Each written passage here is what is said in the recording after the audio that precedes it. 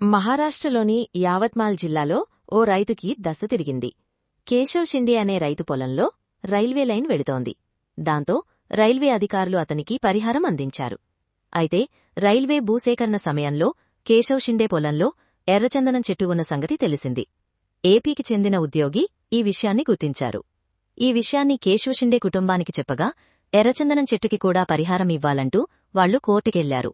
ఆ 100 ఏళ్ల ఎర్రచందనం చెట్టు ఇప్పుడు వాళ్లని కోటీశ్వరుని చేస్తోంది.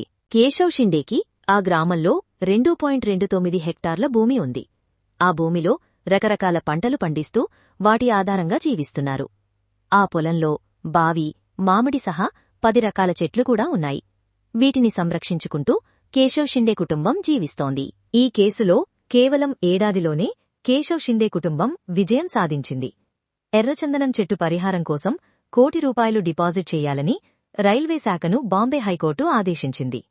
₹1 కోటి నాగ్పూర్ బెంచ్లో డిపాజిట్ చేయాలని, ఇందులో నుంచి ₹50 లక్షలు కేశవ్ షిండే విత్డ్రా చేసుకునేందుకు అనుమతి ఇచ్చింది.